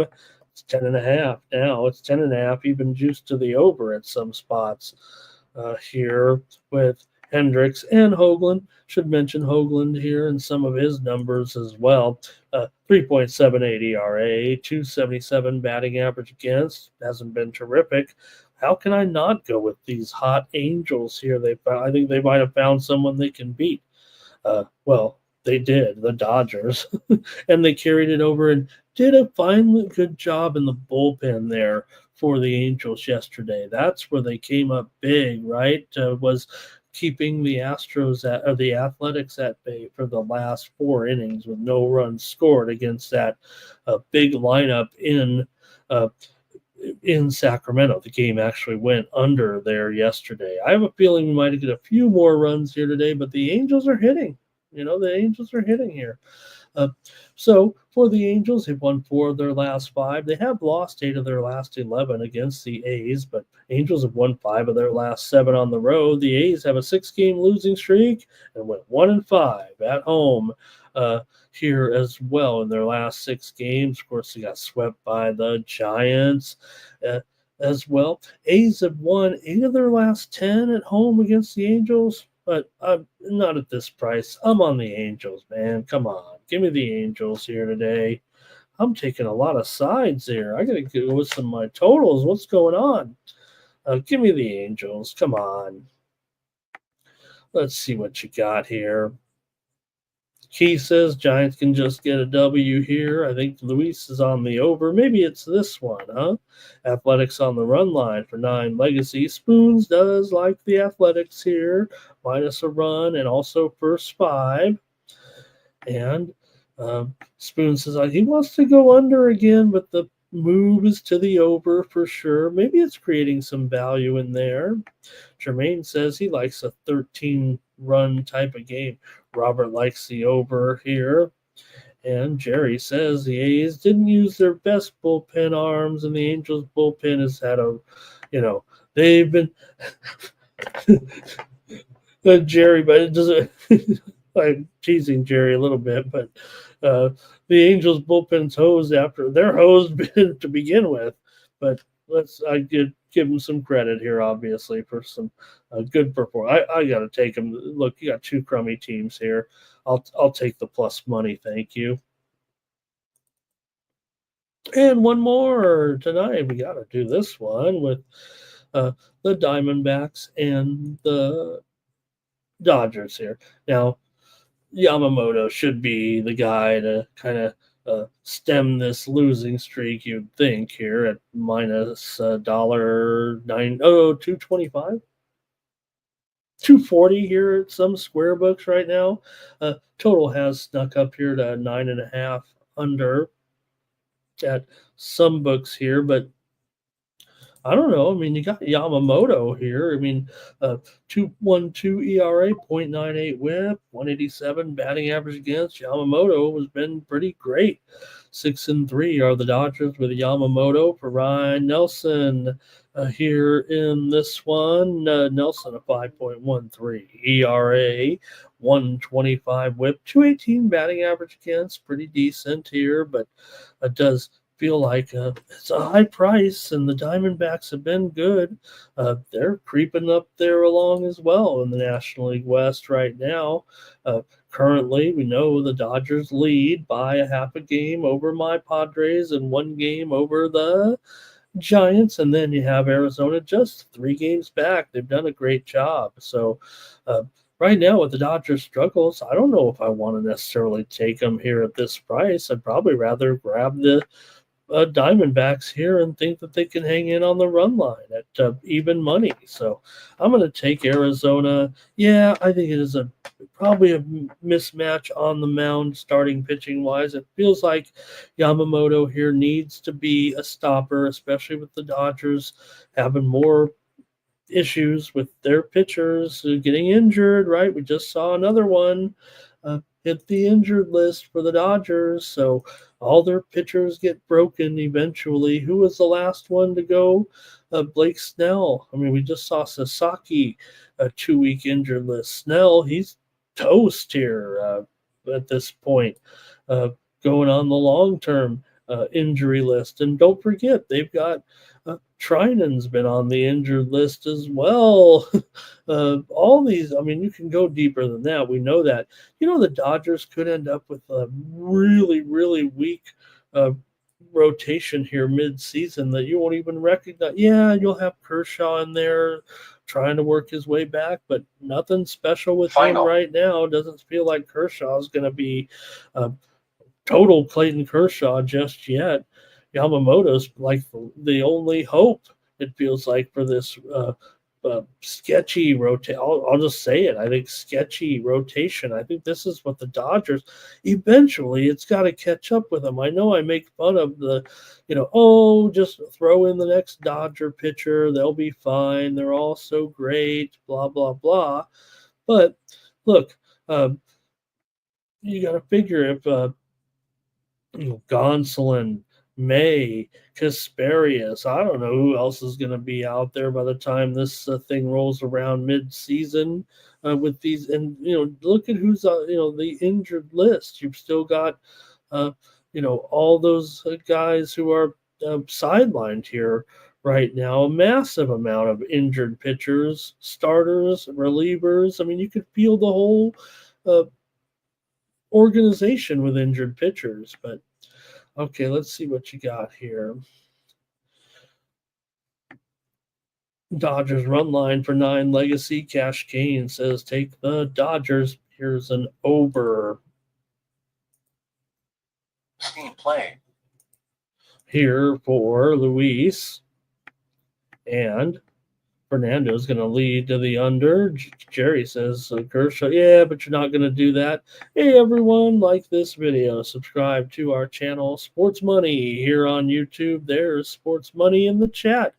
I pretty much took him off the air yesterday. Said, Sports Money told me he's going on vacation. He meant on the holiday. Why? But so obvious there. I didn't even understand. Hope I didn't cost him a bunch of views.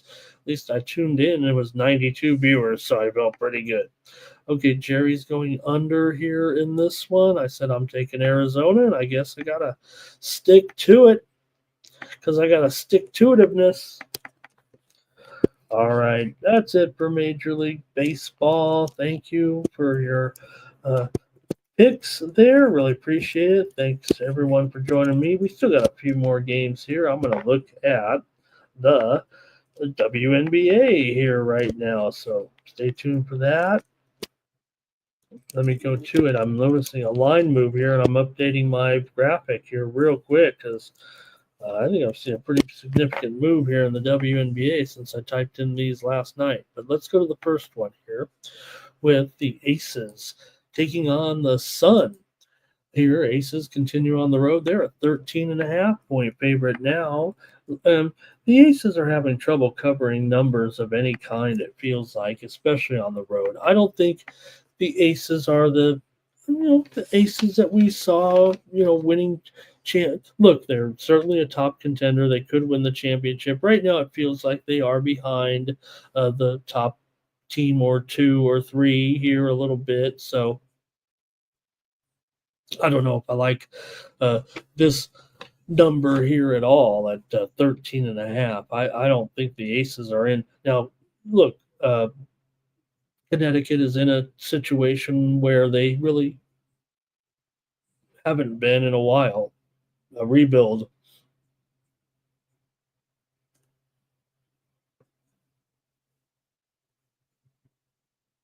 $167. Okay, a rebuild mode for sure here for Phoenix, but still, I mean, I'll say that once or twice while we get the season going for Connecticut. So it does feel like, with Connecticut, they've always got a pretty solid team year in and year out. Now they are doing it with some veterans here at this point with this team. Tina Charles out there, she kind of led the way last time, and Lindsay Allen as well for the Sun. Doesn't feel like they have a terrible roster, and maybe it's the depth for the most part, but Asia Wilson certainly can still be the MVP candidate for the Aces. I'm sure they're going to be fine eventually. Jackie Young's look pretty good, but there's rumblings in Las Vegas that, not saying that the ladies' game is different from the men's, but there might be a little drama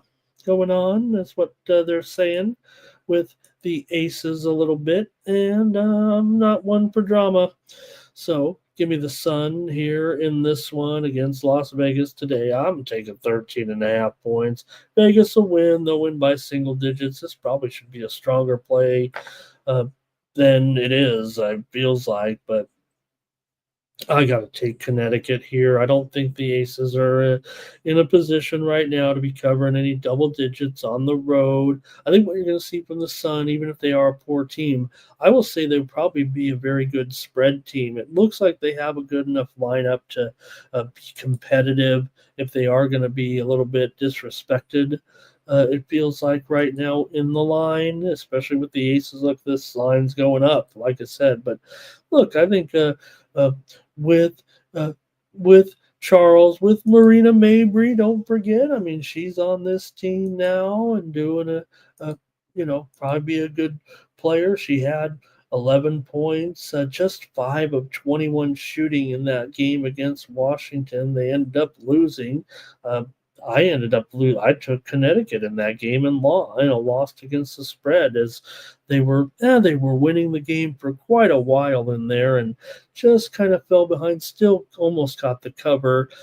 Came down the final seconds and Washington was able to uh, get that road cover, laying 3.5 or so. They win by 5. I think it was what it was. So also J.C. Sheldon. You've got Nelson Adota, the former Connecticut Husky. That's what they've done a little bit to pick it up here a little bit. So I'm going with the Sun here in this one against, maybe the Aces are having a little bit of tit-a-tat.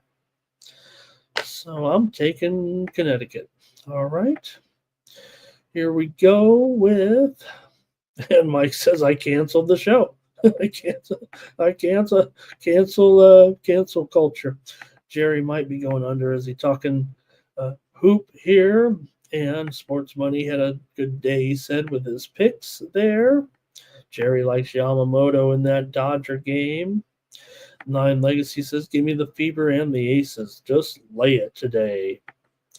And Darrell says, still maybe too many points. Jerry says he's going to take the Dogs and the under today. So, all right. I think that's going to do it for that one. And let's move on here. And we've got the Dreamer at the Fever. The Dreamer at the Pacer as well. I mean, I know the Dream is pretty okay, but the Pacers will probably be rocking them. Let me get the Fever. So this is another one where we saw a pretty significant move here in the game. You have the Fever down to 7 or 7.5. I'll call it 7.